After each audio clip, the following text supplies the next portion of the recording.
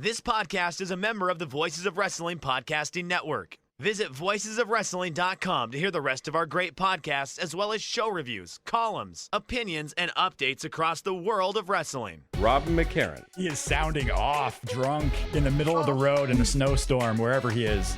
Jeff Hawkins. They give them a big middle finger! You're listening to Shake Them Ropes with Rob McCarran and Jeff Hawkins. I honestly would have rather gotten a DUI tonight. Wow.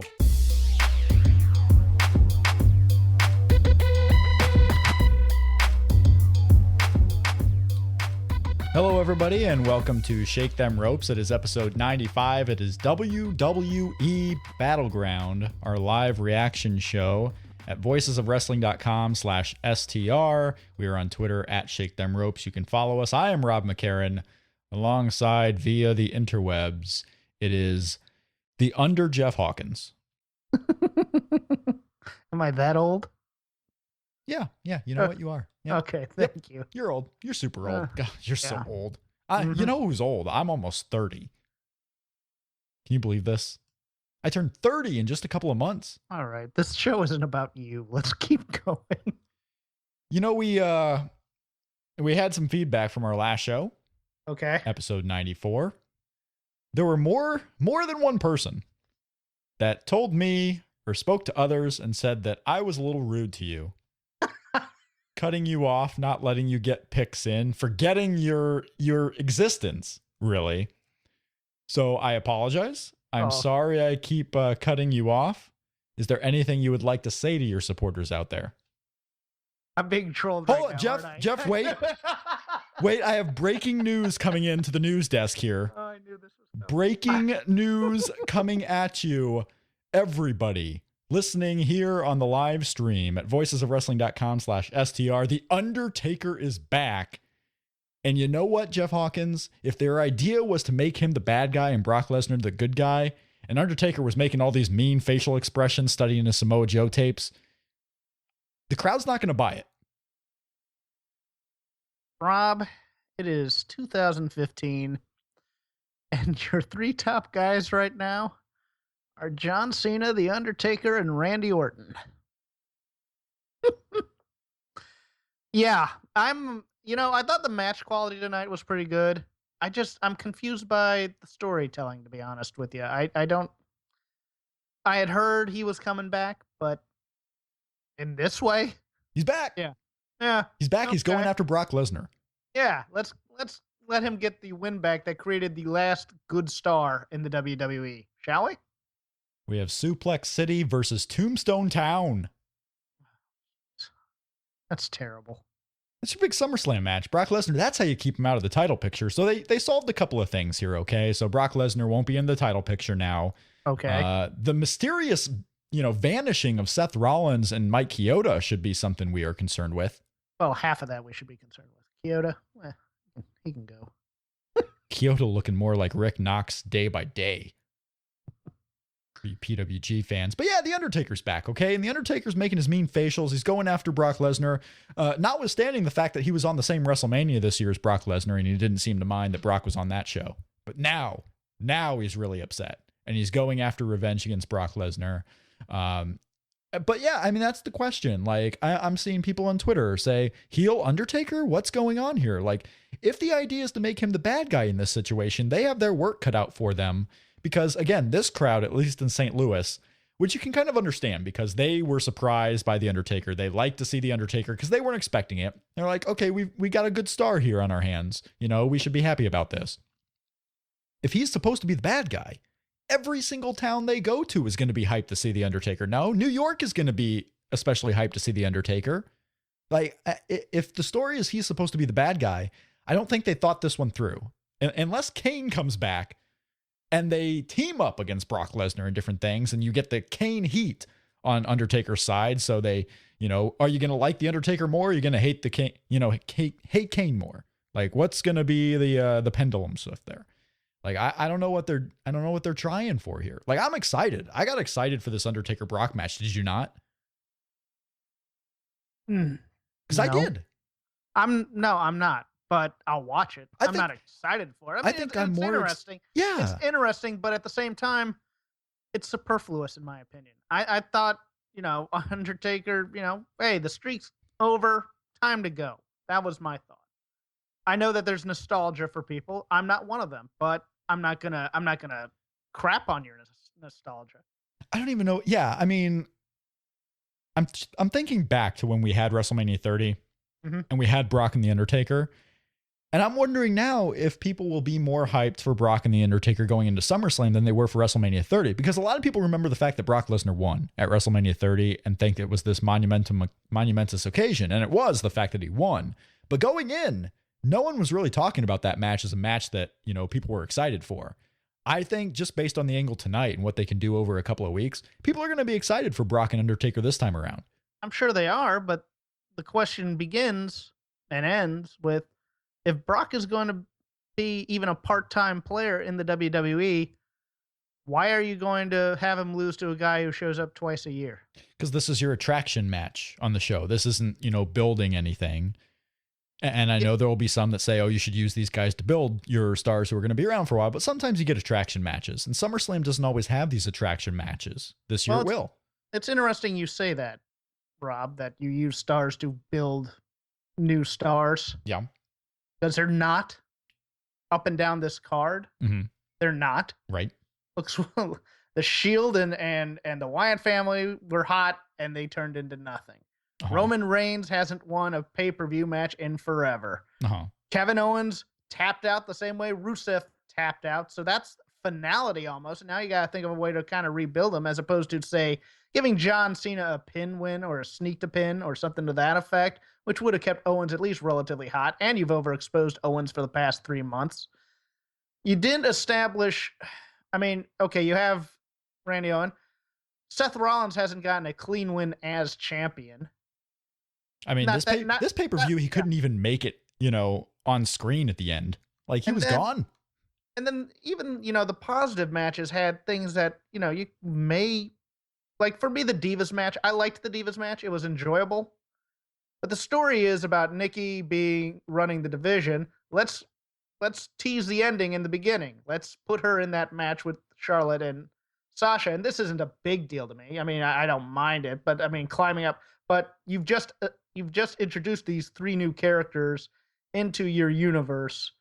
Let's make them legitimate from the get-go. Mm-hmm. And then we can build from there. We don't need to do first someone beats Alicia and then someone beats Brie and then someone, we don't do that from the beginning. Let's start with the fact that any of these girls can beat Nikki on any given night and have them be legitimate. And then, oh, okay, great. We're not necessarily starting from step 1.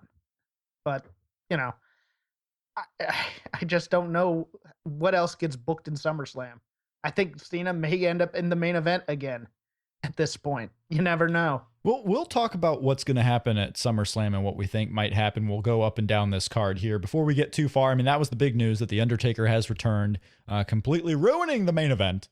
Seth Rollins. Seth Rollins, this lucky guy, just escapes one more time. And Brock Lesnar seemingly gone out of his picture. So you know what? In the end, Triple H was right. Triple H was right. Brock Lesnar comes back. We'll see what kind of man Seth Rollins is. Seth Rollins didn't really get a chance to prove one way or the other, so we'll see how that plays out. Triple H may decide, you know what? Well, in fact, we'll talk about that when we get to the SummerSlam predictions here. A couple of people in the chat. You can interact with us a couple of different ways if you're listening on the live show, or if you're listening to the podcast version later on. You can still interact with us at Shake Them Ropes on Twitter. B-Megs in the chat is saying he's not really excited for The Undertaker and Brock Lesnar, but he will watch it. I think a lot of people, I think it's going to have the eyeballs of a lot of different people. But we're going to go through this match. Before we do, I want to remind everyone that Shake Them Ropes is available on iTunes, Stitcher, TuneIn Radio, and the important TuneIn app, ladies and gentlemen. YouTube, Downcast, all of our subscription info can be found at voicesofwrestling.com/STR. You can follow us again on Twitter at Shake Them Ropes. The show is free, Jeff Hawkins. Our show, we do not charge money for. Did you know this? Oh, yeah. I don't get a check. Were you aware? Oh. That's right. I ain't sending you anything. If I was getting paid, I'd be angry right now. Occasionally, sometimes I send you messages like, let's test this and let's test that, know, and most of it is stuff we never ever use. Nope. But you are a trooper. You stick with me. All that we ask to keep the show free is that you tell your friends about us. If you like the show, share us, like us, comment, interact with the show on iTunes, voicesofwrestling.com. All our posts have a comment section, so you can comment right in the post. If you're listening on the live stream, you can follow along with the chat at mixlr.com/shake. I think it's shake-them-ropes. I'm not sure. Just go to voicesofwrestling.com and you can get that. The Voices of Wrestling forums are new. You can go to the forums, interact with everybody here at the website. And also, if you're doing any shopping on Amazon, Jeff Hawkins, we have an Amazon affiliate link. We started it recently, voicesofwrestling.com/Amazon. You can do all your shopping the same way as usual, but Amazon gives us a little bit of a kickback at no added cost to anyone doing the shopping. So if you want to support the show, you can go shop on Amazon like normal. Just start at voicesofwrestling.com/Amazon. Amazon gets us a little bit of a kickback on the things you were going to purchase anyway, and there's no extra cost. So that is the plug section so that we can hurry up, sir, and talk about R-Truth and King Barrett. Yeah, well, R-Truth is still the legitimate king of the ring, which is it is. It was fine. Did you watch this? I did. Of course I did. Come on. You didn't. I did. I really did. Okay. I really watched the King of the Ring crown match between R-Truth and King Barrett. R-Truth came out, did a song, had a plunger, had a little paper, like a Burger King cat little thing there. Yeah, I watched this thing. I watched the New Day prancing around at the little gimmick table there. Yeah. I thought they were great in the pre-show. Right. They Accuse may have me been of not watching. Come on. You did. They may have been my favorite thing on this entire show. The New Day. I thought they were great throughout when they were on. But yeah, we had a pre-show with King Barrett beating R-Truth. So hopefully this is the end of this this terrible, terrible comedy. That's slightly prejudiced. Yeah. Well, I mean, it's over. King Barrett got his little win. He can move on to something else. What that something else is, I fear, is going to be, well, I don't really fear it because it can be kind of good. I think Cesaro. I think that's where you go next is Cesaro. If he's not going to go with Kevin Owens or anything else, this would be the most likely scenario to me. You have a babyface Cesaro going up against the heel King Barrett. You have a lot of guys here with nothing to do. You do have a lot of guys nothing. I mean, Dean Ambrose still, wasn't even on the show, did nothing. I mean, Dolph Ziggler, you have, kind of. Yeah. Well, Rusev's there, but this show. Well, Rusev, another guy who wasn't on the show, but what are you going to do? Dolph Ziggler, another guy. LeBron James not on the show. A lot of guys just not on the show with nothing to do. Randy Orton and Sheamus started the pay-per-view. This was in St. Louis. This was basically the only town you can open a pay-per-view with this match with. I mean, any other town, it's too risky. You can't open with Randy Orton and Sheamus. But they did. I thought one of the better matches on the show. I was really excited for it, and the abrupt ending. I mean, I think there have been people who are, who are really into building up a match, and I think you're one of those guys. Sheamus was, winning on Orton, and then all of a sudden Randy Orton hits the RKO, which, if you aren't aware, is his gimmick that he hits the RKO out of nowhere. It continues that. Randy Orton got the win here, something I think both of us predicted he would, because with Sheamus having the King of the Mountain, or whatever the fuck you call it, the Money in the Bank. He's not going to win matches. He's King Barrett at this point. He's not going to win. So Randy Orton gets the win here in his hometown. Rob is having none of it tonight. I'm really tired, man. Continue. I had a long weekend. You know what? I posed this question on Twitter, and I want to get your thoughts. Being in the entertainment industry, if this would be a good YouTube 3-minute television show. Right. Because you see what's on YouTube. People watch anything. Yes. And you can watch us at youtube.com/voices of wrestling. But anyway, Randy Orton picking out his ring gear for that night's match. Like, if he had 3, because on the Randy Orton DVD, if you ever saw this Randy Orton DVD, there was a pay-per-view that he was going into, and they show him contemplating which color of ring gear he wants to wear. I say every single pay-per-view, a 3-minute YouTube show, Randy Orton picking out which color ring gear he's going to wear that night. Doesn't he just have like 3 pairs of trunks and it's like blue, red, and black? Yeah. Yeah. Maybe he has a green in there every once in a while. But no, make it a regular thing. Make it a show. That's all. Is that a good idea, bad idea? That's a terrible idea, Rob. Come on now. I mean, I'm not made of great ideas all the time, but... No, because Orton's one of the last badasses they have left. Mm-hmm. So him going, well, what color should I wear today? I'm feeling a little red, to be honest with you. No, Rob, just no. The MixLR link is mixlr.com/shake-them-ropes. So if you want to chat with the people listening live, you can go there. Otherwise, send us a comment on the Voices of Wrestling post that we have up, or interact with us on Twitter. At Bose Johnny says, "Ha, Shake Them Ropes is pissed off tonight." And you know what? That's one of the things I texted you before we did the show, that like, I fear that I was going to be more negative on this show than I should. Mm-hmm. Like, I was, for how excited I was going in, and for the thought of Brock Lesnar and Seth Rollins, and for Kevin Owens and John Cena 3, like, I was excited for the show going in, but as I'm watching it, I don't know if it was match placement. I don't know if it was disappointment over the Divas being in a 3-way match instead of a singles match. I don't know what it was, but I was not into the show as it got further and further along. And I don't want to be negative guy, because I liked some of the stuff that was on here. I really liked the tag match that we're going to get into. I really liked the opening. Oh, yeah. Like, I liked it, but I wasn't feeling it. I can understand that. I thought the matches were really good. I just thought I thought some of the logic was weird. But I mean, people liked the Sheamus Randy Orton match a lot more than I did. I just thought it was a typical Randy Orton Sheamus match, to be honest with you. But I mean, I'm not going to shade it. I loved the tag match. Uh-huh. It was great. Entertained me to no end. Xavier Woods was great during the whole thing. Oh, I want to tell you about this tag match, guys. Okay, go ahead. Primetime Players, New Day. I loved Xavier Woods being the annoying cheerleader. Mm-hmm. I loved Kofi Kingston wondering why Titus had to hit so hard. I loved Big E reaping his rewards and making sure everyone knew what he was doing. Mm-hmm. I love Titus O'Neil showing his power against Big E. I love Darren Young keeping the ring clear so Titus could get the win. I even loved Rudy Charles as the referee in this. Yeah. I just loved it. I loved it a lot. I don't even know if Rudy Charles was the referee in this. Was he the referee in this? Or was he the referee for Orton Sheamus? I don't know. I think it was the tag match. But anyway, I loved everything about this match for the most part, and it was cool. I mean, the Primetime Players getting the win surprised me. I thought this was one of those times where you kind of flip the titles back and forth, but no, they kept it on the Primetime Players, and good for them.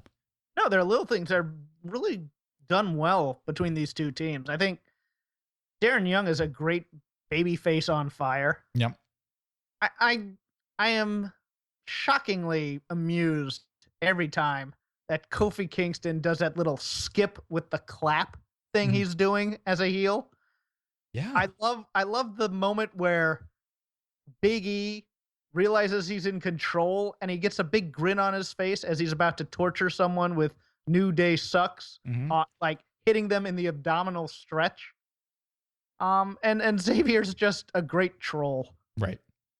Oh, what happened to you? Did you get hurt? Great. I mean, he's what Abraham Washington should have been for the Primetime Players. It's true. So without the racial jokes and whatnot. Yep. So I mean, and these two teams I could watch. If they'd have different matches and stuff, I could watch them forever. Because they interact very well. And Titus, say what you will about Titus O'Neil, he's improved leaps and bounds throughout this entire. And he's been getting better and better. Like if you were to watch Superstars over the last year, if you were to watch Main Event over the last year, Titus O'Neil has been really good. He had that one stint in NXT, which I think people soured on because he was going up against guys like Neville and Sami Zayn and the matches weren't so good. But when he was on WWE, C shows, he was really great. Jack Swagger matches, fantastic. I don't want him to smack me though. But I wonder now if it's just the fact that, okay, he's in there for tag team matches now. So you're getting short spurts. You're getting, the best of Titus O'Neil. He's not in there in a singles match that people are a little bit more receptive to. But yeah, I mean, I like this tag match a lot. And we were 2 for 2. In my mind, we were 2 for 2 on this pay-per-view in the early going. We had 1 match win, 2 match win. And not to, I don't know what you meant by that, but there's nothing wrong with being the power guy in a good tag team. No, as opposed to being a single star. No, I'm just saying the fact that Titus O'Neil was showing his power against not just Kofi, but also Big E. I loved it. True. Because Big E's this big guy, and it's impressive when you're tossing Big E around. Mm-hmm. Rusev got over, I think, in large part early on because he was tossing Rusev or Big E around. Yeah, no, that was one of his first big things. Yeah, I remember that. Yeah. I wish we can go back to remembering that and not so much the last 6 months of Rusev, but we can't always win. We can't always win. Speaking of not always winning, Bray Wyatt and Roman Reigns. Yeah. So much for Roman Reigns, huh? And you know what killed me is I'm angry at the crowd, because I thought Roman Reigns was doing fine in this match. I thought it was a fine match. The logic wasn't there, but it was a fine match for what they were trying to do. But this crowd, I mean, it started early with the Daniel Bryan chant, and just kept on. Every time he'd have a comeback, they'd start booing him. This is on Vince. It really is. And now he's just... when was the last time he won a pay-per-view singles match? Well, remember when we were all complaining about how much he was winning? Yeah. And now he doesn't win? This is our fault, I think, too. I mean, I'll take... Yes. Yeah, you gotta give the guy the big win when it's time for the big win. It's a tale as old as time. It was Dusty Rhodes' big problem back in the Federation I really liked, and it's the problem now with you gotta give Kevin Owens the big win for the U.S. title to make him a guy, I think. But same here. We have the reuniting of the Wyatt family, which should have probably never been broken up. Okay. We had the reuniting of the Wyatt family in here. I mean, that's what happened. I mean, Luke Harper comes in, beats up Roman Reigns, and then, reveals himself. He was wearing a hoodie. Bray Wyatt, Luke Harper are back together. Hugh Little on our chat says that this was a weird crowd, and St. Louis not usually a weird crowd. Like, I mean, they're pretty, by the numbers for the most part, as far as I remember. Yeah, it was somewhat weird. They're pretty much a...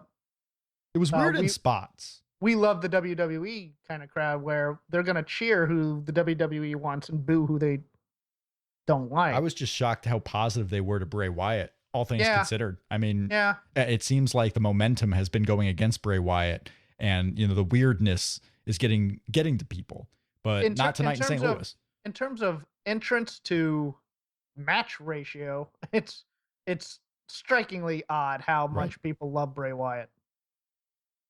It really is. So we have the renewal, and that begs the question. You had no Dean Ambrose on the show, and of course they've still been aligned together, them being Roman Reigns and Dean Ambrose, and now you have Bray Wyatt and Luke Harper aligned here. It's not like Bray Wyatt and Luke Harper are going to go in the tag team division. Like, it's going to be when we had the six-mans, the Shield and the Wyatt family, how they were kind of going against each other. They weren't going for championships. They were just, who's the most dominant faction. They're killing time. They're killing time, aren't they? Are we going to get killing time with Bray Wyatt and Luke Harper against Roman Reigns and Dean Ambrose? Effectively Shield versus Wyatt family with missing pieces? It certainly feels like it. It feels like that they're killing time because they don't know when they're going to put Roman back in the main event picture. And so they're going to try and get that nostalgic heat back from Shield and the Wyatts. That's exactly what I think they're doing here. Yeah, and I think it's a good thing for Bray and Luke. Like, at least it gets Luke back on main TV. He was kind of in purgatory. Yeah, Luke Harper should be all over my TV set. Yeah. And we continue on here. The next one was the Divas Triple Threat. It was announced officially during the show. Mm-hmm. One member of each of the trio teams was going to take part in this triple threat match. Sasha Banks versus Brie Bella versus Charlotte was our finished result. They didn't quite go the NXT three-way. They didn't do Sasha, Charlotte. They couldn't, I guess, do Becky because she's on the same team as Charlotte. Right. So you have Brie Bella in there. And I liked it. It was fun. It was interesting. I was really excited to see what they were going to do because triple threats are tough, especially if the crowd's not going to be fully behind it because, Banks and Charlotte are still kind of new. And it's not like Brie Bella is, this big baby face or even this giant heat seeker really at the moment. So it was interesting going in what they were going to do. And you didn't have a lot of time to think about it because it was, last minute type thing. And I've been seeing different reactions. I've been seeing different reactions on Twitter. I've been seeing different reactions in, the Voices of Wrestling review that I was a part of. Warren Taylor had the complete opposite reaction as me, saying that Brie Bella was exposed in this match. Some people saying Brie Bella, looked a little bit out of place. I don't know if that was the case. I kind of thought Charlotte was the one who wasn't quite ready for prime time. Well, let's say this. Sasha Banks will have none of your main roster jitters. Thank you very much. You can take those back. I think we're all in agreement that Sasha Banks was like, okay, I'm here and I run this place now. Yeah. I think part of the problem of this match was the table setting for it. I think you pick the women you're going to put out there, at least for the 2 NXT women, and you give them their entrances. And you make them seem like a big deal because I know what they're thinking. Well, we're associating them with known entities, and they'll get the same reaction as those known entities. But, I don't want to see Sasha. I mean, they had already established that Sasha Banks was going to be in the match, and they have her come out to Naomi's music. I'm like, come on, give her entrance. Yeah, we had, the music that was played tonight was Paige, which got the biggest reaction, so you do that. Yeah. Naomi, and then, of course, the Bellas. Right. You're right. The other thing I had a weird... Why is Brie getting Hulk up spots with the Brie mode face thing when she's obviously the heel in this match? Because she's the superstar. That's just odd. It's so... We've had these discussions for the past few weeks that they can't keep the Bellas straight on whether or not they're heel or face, and doing it within the match confuses it more. But that said, Charlotte came out as the star of the match, but Sasha Banks carried it to me, or at least she was the most interesting thing about it. Yeah, Travis in our chat says that Brie looked like the third wheel, which I guess you could say, like, if this was a singles match, between Charlotte and Sasha, or maybe, one of the NXT women against one of the established women, that might have been a better option, at least for the kickoff here, because triple threats, again, they can't do more triple threats. Like, you can't just be doing triple threats every pay-per-view or every Raw. Not only will it get old, you're not going to get anyone over. The crowd's going to get confused by, okay, who won that one, who won this one, whatever. And you can't protect the women that haven't had the months of working together that the NXT women have. You can't protect them forever. Yeah. So, Warren on Twitter says, thanks for throwing me under the bus. Warren Taylor is listening. I didn't quite throw you under the bus, sir. I just said you saw Brie Bella as the out of place one, and most, others in the chat have said the same thing. I just kind of saw it as Charlotte. Charlotte was going super slow motion. She was think she was trying to make sure that she didn't do anything wrong. And that's really not the way you can go into matches on the prime stage. You have to go in knowing you're going to get it right. On that point, question for you. Who was it that gave Brie the bloody nose?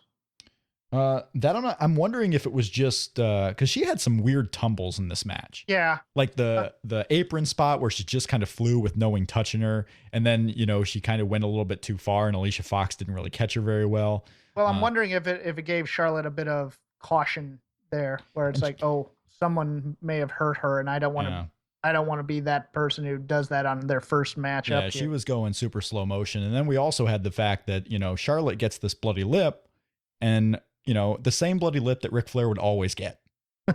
Like, that bloody lip just runs in the family. Next up, Crimson Mask, every match. Oh, no. She's going 60 minutes with Stardust. Sure. Why not? Why not? Let's do it. Oh, what are you going to do? All righty. What else did we have on this show? Not too much after this, really. We are already at John Cena versus Kevin Owens for the United States Championship.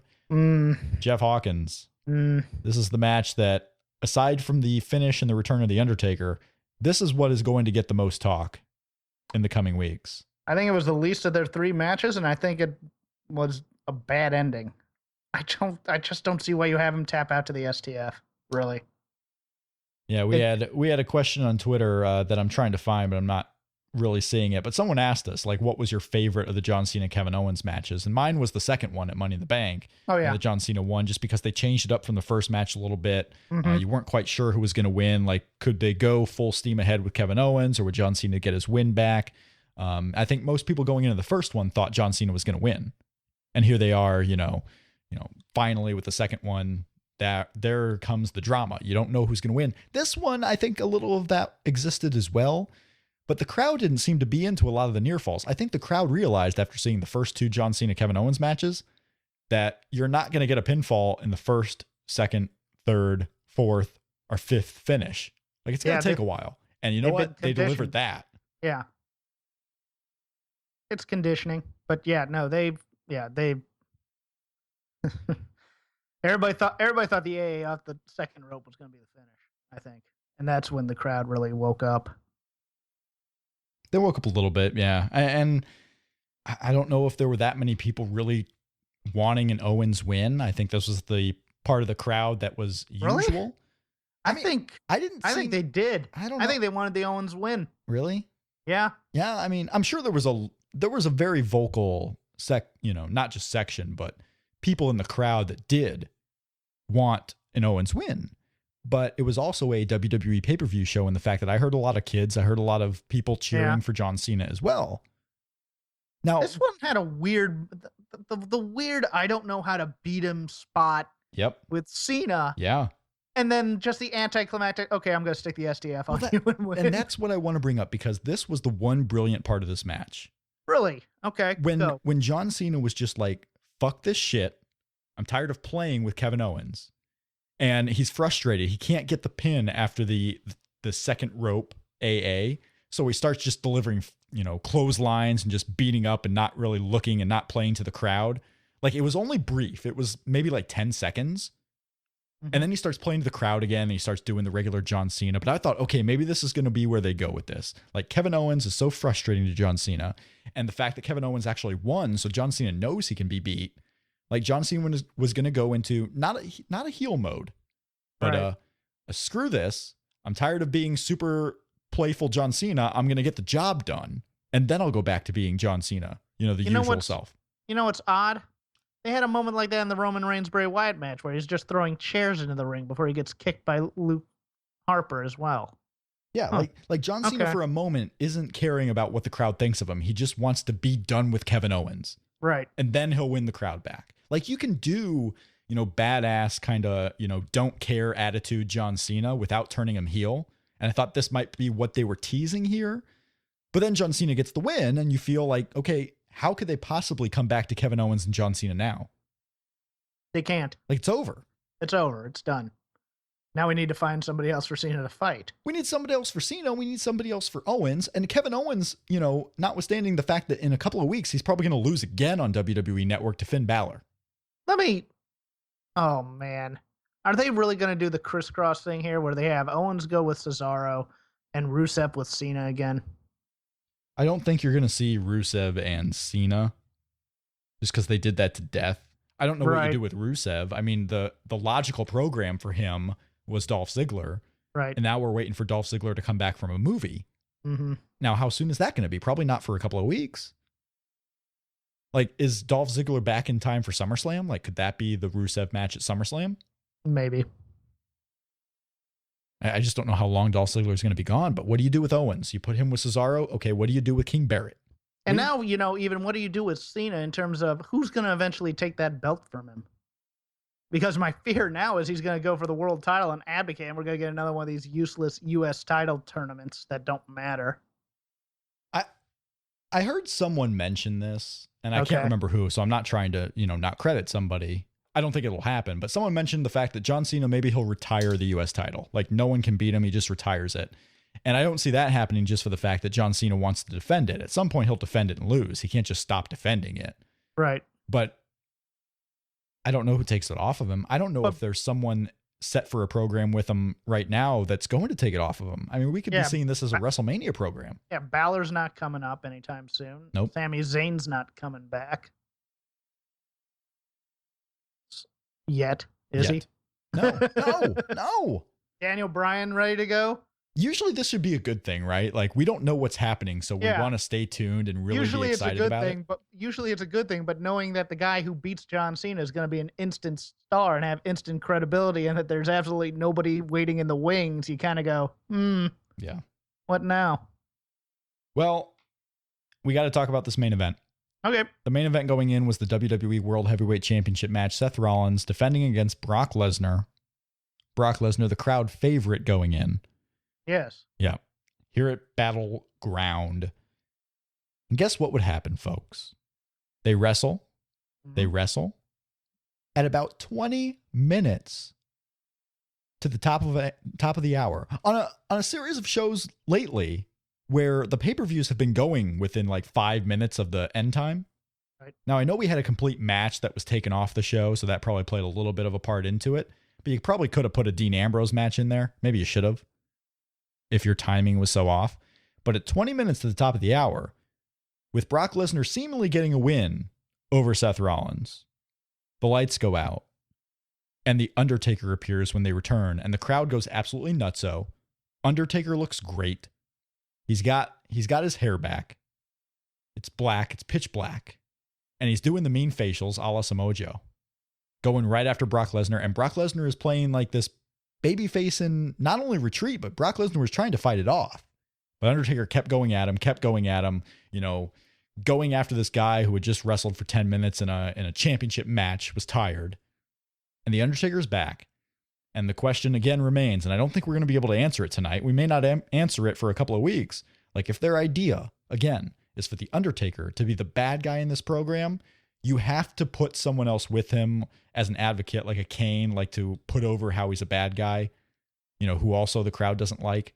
Because this crowd and crowds everywhere they go are going to cheer for the Undertaker. They probably will cheer for Brock too. Like, it could be a babyface versus babyface match, and I don't know if that's the best idea. No, it's not. But see, I kind of disagree. I thought Undertaker looked heavy and slow, but that's me. And kicking him in the nuts is a heel move. Oh, I know. It's a pure heel move. But the crowd still was with him the whole time. You turn Heyman? I don't know. To go with Undertaker? Like, that doesn't make any sense. I know, but it's the quickest way to... You could do the whole story that, Paul Heyman doesn't believe Brock can do it twice. Like, okay, one time, yeah, but twice? Come on now. Yeah, it's convoluted unless they... unless it was Seth Rollins' idea to hire the Undertaker. It's a wacky SummerSlam match. It's a way that you can do one Undertaker match, and then he doesn't have to stick around because Brock Lesnar's probably not going to stick around. So Brock can do the job and go away for a while. And maybe they do have a third match in the series at WrestleMania. If they want to go that way in Dallas, if that's one of your big drawing cards, if you want to do Undertaker and Brock 3, can Brock put the Undertaker out of WrestleMania for good? Like, if that you want to make your story. But this was a complete heel Undertaker, and I don't think any crowd they go to is going to accept it. It's like when you turned Daniel Bryan heel, no one accepted it. When you turned Hulk Hogan heel, no one accepted it. They're not going to accept the Undertaker at this stage. No, it's kind of like who's the other one that you could never Ric Flair, when he was in his kind of emeritus, even though they were sticking him with like Evolution and stuff like that, people were still cheering Flair the entire time because he's earned that credibility. Did you just completely botch Emeritus? Yes. Okay. That's fine. I'm tired too. I love how we have this built-in excuse. Oh, we're tired. Yeah. What did I say? Emeritus? Emeritus. Yeah, that's fine. All right, fine. It's a disease for old people. I think I had that when I was younger, actually. But yeah, so the Undertaker is back. But the crazy part of this whole situation is, yes, Seth Rollins gets away with another title match clean. He didn't defend it. He just goes away. Like, Seth Rollins bailed. Good for you. He continues this reign where he never wins matches. Like, he has that one win in the ladder match against Dean Ambrose, and that's it. Mm-hmm. And some people still play that off as like a fluke win. Like they both came down. He just happened to have the belt. It was a win. Okay. It was a clean win. But it's the only one. He hasn't beaten Randy Orton. He hasn't beaten Brock Lesnar. Didn't beat Roman Reigns. No, his story is that he's a weasel champ. That he has no credibility. That's the story. It's insane. I agree. I think you need to give heel champs. I mean, that's why they had squash matches back in the day, but yeah. What are you going to do? I mean, you still have to give Weasley champs in-ring credibility lest they have these big matches and to be able to sell them, because otherwise no one's ever going to believe he can actually beat them. And then if you make them win with the Weasley finish, then it's just like, well, he's just going to keep on winning until he doesn't have his help anymore. And people are going to be way ahead of you on the game. I think you need to give him a win. Have him beat Orton. Yeah. I mean, so outgoing on this show, I mean, we got to talk about what they might be heading to for SummerSlam up and down. Okay. But coming out of this show, like, again, I don't know why I'm negative on it. Maybe it is just because I was super tired. Like, I had a 6-hour drive and then, I was up for a while. Not whatever. Some people were probably watching this after working double shifts and all that. I'm not going to try to say I'm the most tired guy, but yeah. I don't know if it was that. I don't know if it was sun drain because it was super hot today in Indiana, our hottest day of the year. I don't know what it was, but like, I'm coming out of the show with a lot of questions. I'm intrigued with what they're going to do for SummerSlam. Like, I should be thinking positively on the show. I just am not feeling it. And that's okay, right? Like Sure. it's okay to watch a show and just not feel it. Doesn't mean it was bad. I just didn't feel it. Yeah. And I think it's probably because, well, I can't really say. I don't know what you're feeling, so I can't really You don't? speculate on that. I No. don't. We've been together for a year and a half, sir. Well, we're not married. Sorry. Jeff, shame. I kind of felt this show, but I also kind of felt like there was no real heat to the matches. You're just kind of watching a bit of a souped up Raw Yeah. with bigger stakes. And it's fine, and it's going along, and then it ends with a, huh? Okay. Hmm. Well, we'll talk about that a bit. That was kind of weird. Maybe it was just the fact that there was so much weirdness on this show. Yeah, I think so. It was weird. It's weird that I can't name who's the new up and coming star in WWE right now on either the heel or the face side. Maybe Rollins. Rollins is about it. Well, Rollins is, I think he's borderline cemented. I think he just needs to win and beat people. Like The Rock and Austin beat people. Like they beat each other. Mm-hmm. It was Okada and Tanahashi. They beat each other. You can do that. Nothing wrong with that. Mm-hmm. But, you know, I don't know. I thought the new up and coming star was going to be Kevin Owens. You know, we thought the new up and coming star was going to be Rusev. We thought Roman Reigns was going to be a hot problem. And I still think there's Roman Reigns there. I just think they did this, Gabe Sapolsky would do this in Ring of Honor all the time. He did it with, Seth Rollins on the way to the title. You have him lose. The story that he's getting better each time and eventually he's going to win. But sometimes you can have him lose too many times. You go to the well too often. Yeah, and sometimes if you don't get him, I mean, you can't compare it necessarily directly to like what the NWA used to do, where it's like Dusty always had Magnum, Barry, Luger, Sting, and it's like you can make any of those guys stars right now with a big win, but it's not the time yet, type of thing, and then it never becomes their time really. To be the guy. So it's a dangerous game you play when you do that. So the next time we're going to be live at voicesofwrestling.com/STR, the next live show we're going to do is after Summerfest on August 23rd. That'll be the next time we are live. We are going to be joined by Dylan Hales on that show. Oh, are we? Okay, cool. You sound so excited. Oh, no, I was shocked we're not doing the Battleground, but not Battleground, but the NXT. Well, I mean, it's a Saturday night. Okay. I think we can just do the NXT show with the SummerSlam. All right. Like we do those both on Sunday. Yeah. Because it's going to be an intriguing show, but I mean, do we have to get hot takes in on Jushin Liger wrestling Tyler Breeze that same night? We can wait a day. No. We can wait a day. And Dylan and I will do an hour and a half on Mid-South 1982. So it'll be great. Right. Yeah. No, We'll go 3 hours that Sunday night. Why not? So SummerSlam, we are going to be joined by @Dylan Waco. Dylan Hales will join us. Previous guest, big hit. People like him. That'll be August 23rd. So what are we going to see? What are we going to talk about on that post show? The main event of SummerSlam will be what? Undertaker Brock. The main event? Mm-hmm. You don't put the title match on last? No. Do we even have a title match? What is Seth Rollins going to do? Seth Rollins is probably Triple H? Yeah. Triple H brought in Brock Lesnar to see if Seth can really truly be the guy, and that plan backfired. Yeah, exactly. So now there's only one guy. Seth is going to talk smack to There's him. only one guy left who can really prove and see if Seth Rollins is the guy, and that's Triple H, and that's your match at SummerSlam. Well, Seth is going to heel on a Triple H a bit. He's going to be like, I beat the guy you brought in to beat me. Take that. I'm the new guy. I stole your move. Blah blah blah. Yeah. I do it better. Mm-hmm. Yeah. Before we get into the rest of this card, so we have Triple H and Seth Rollins. We have Brock Lesnar and The Undertaker. I think we have New Day primetime players. New Day primetime players. Bray Wyatt and Luke Harper against Roman Reigns and Dean Ambrose. That sounds like a match. What a match. A tag team, a basic tag team match. We have some sort of divas combination. Do we maybe get a third guy on each side in the Wyatt family and the former Shield members to make it a 6-man tag at SummerSlam? I hope not, but I could see you throwing in Neville and someone. Neville and maybe a Baron Corbin? Probably not. No. But especially Baron Corbin's got Samoa Joe at TakeOver. I mean, they have too much stuff for him to do. They can't just be promoting shows back to back with the same guys in different matches, or else it's just going to get all lost in the shuffle. Right. So they got stuff to do.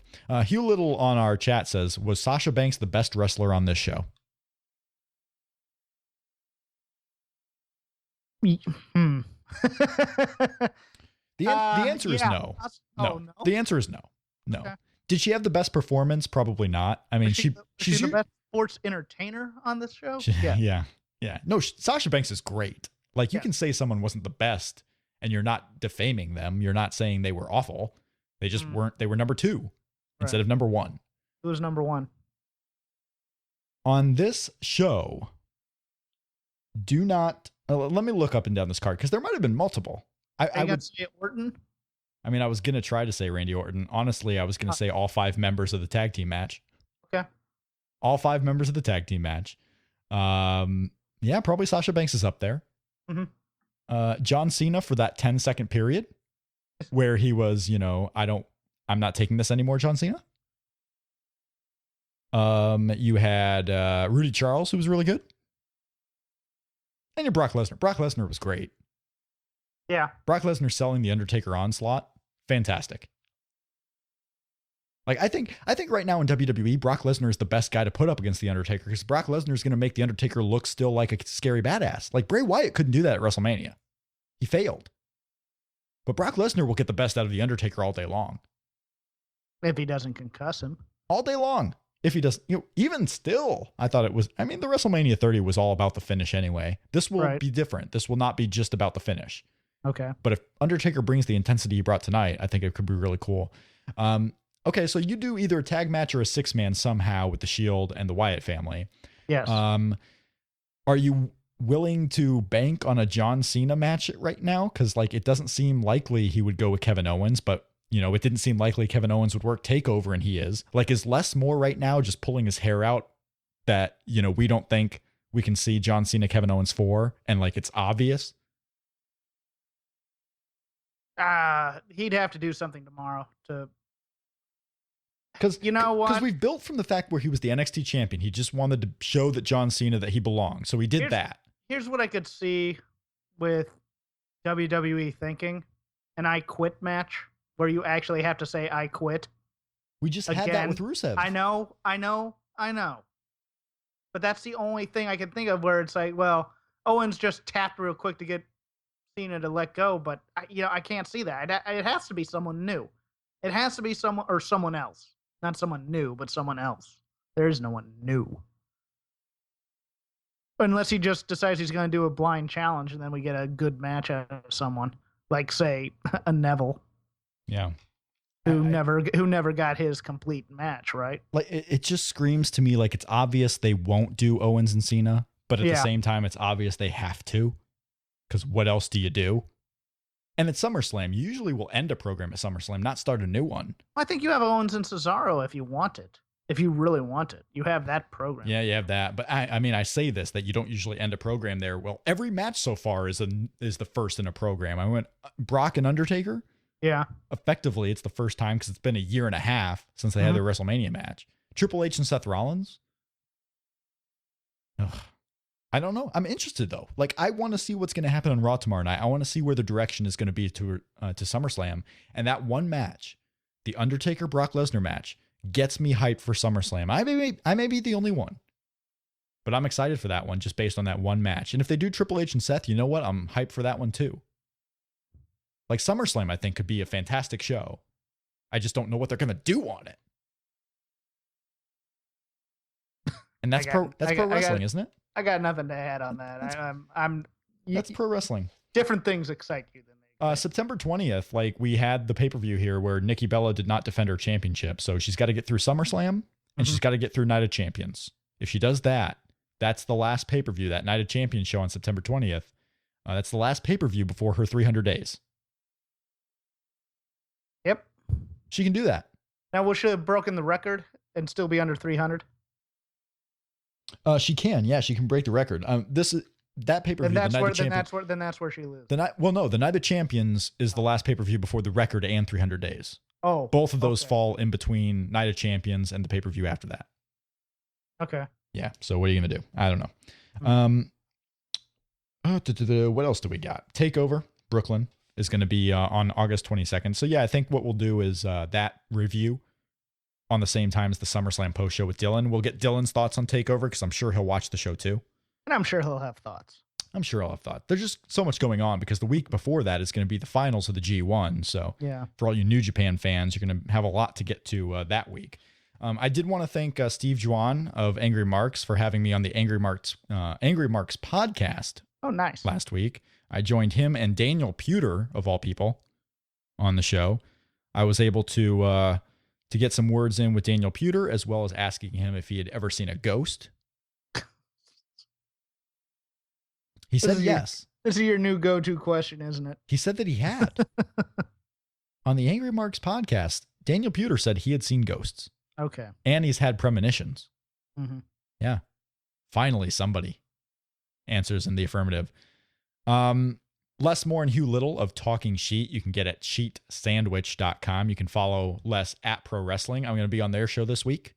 Okay, I'm going to be on in a couple weeks, I think. So I'm looking forward to that. They have a really good show, a really fun website. I mean, who would have thought that writing about writing of pro wrestling would be so interesting? But Sheet Sandwich, they cover the coverage of pro wrestling, cover the ins and outs of the dirt sheets, if you will. So catch them out at Pro Wrestling on Twitter. And then on Tuesday, we have our Top 100 match. We have Top 100. I completely forget what it is. It is Dusty Rhodes versus Ric. That is right, from Starrcade 85? Yes. Dusty Rhodes, Ric Flair for the NWA title. We're also going to talk about making sense of SummerSlam, whatever happens on Raw tomorrow night. It will be crystal clear, I think, after Raw tomorrow. So we will have a new show Tuesday. That show of which, the audio podcasts, you can catch at Shake Them Ropes on Twitter. We are on iTunes, Stitcher, TuneIn, all the different things. You can go to voicesofwrestling.com/iTunes, voicesofwrestling.com/YouTube to catch our videos and our audio podcasts on there. For the next month, we're going to be doing daily recaps of the New Japan Pro Wrestling G1. So if you can't really watch the shows or you can't spend 3 hours watching them, you can get the quick 10-minute recaps daily at voicesofwrestling.com/YouTube.